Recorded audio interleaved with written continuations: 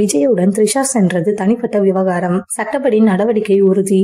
சமீபத்தில் கீர்த்தி சுரேஷ் திருமணம் கோவாவில் நடைபெற்றது. இதற்கு கீர்த்தி சுரேஷின் நெருங்கிய நட்பு வட்டாரங்கள் மட்டுமே கலந்து கொண்டனர். இதில் முக்கியமாக தளபதி விஜய் கலந்து கொண்டது பெரும் பரபரப்பை ஏற்படுத்தியிருந்தது. மேலும் அவர் அந்த விழாவில் த்ரிஷாவுடன் இணைந்து தனி விமானத்தில் சென்ற வீடியோ லீக் ஆகி இருந்தது. இதனை சமூக வலைதளங்களில் பலரும் அதிகம் பரப்பி வந்தனர். ஏற்கனவே தனது மனைவி சங்கீதா விட்டு பிரிந்து விட்டதாக சில வதந்திகள் பரவிய நிலையில் விஜய் த்ரிஷாவுடன் சென்றது பலருக்கும் அதிர்ச்சி கொடுத்திருந்தது. தற்பொழுது விஜய் அரசியலுக்கு வந்திருப்பதால் அவரை பற்றிய பல செய்திகளும் இணையத்தில் தொடர்ந்து வெளியாகி வருகிறது. அவருக்கு எதிராகவும் பல செய்திகளை பரப்பி வருகின்றனர். தற்பொழுது த்ரிஷாவுடன் விஜய் சென்றது பற்றிய செய்திகளும் பரவி வருகிறது. தமிழகத்தில் வெள்ளம் பாதித்த இடங்களில் விஜய் நேரடியாக பார்க்கவில்லை என்றும், ஆனால் திருமணத்திற்கு செல்ல மட்டும் நேரம் இருக்கிறதா என்ற கேள்விகளும் சமூக வலைதளங்களில் பரவி வந்தன. இந்த நிலையில் விஜய் மற்றும் த்ரிஷா சென்ற வீடியோ எப்படி வெளியானது என்று பாஜக தலைவர் அண்ணாமலை கேள்வி எழுப்பியிருக்கிறார். விஜய் அரசியலுக்கு வந்திருக்கிறார். அவர் சமீபத்தில் கோவாவிற்கு ஒரு திருமண விழாவிற்கு சென்றுள்ளார். அந்த விழாவிற்கு செல்ல தனி விமானத்தில் சென்று சோதனையில் ஈடுபடுத்தியிருக்கிறார். அவரது தனிப்பட்ட வீடியோக்களும்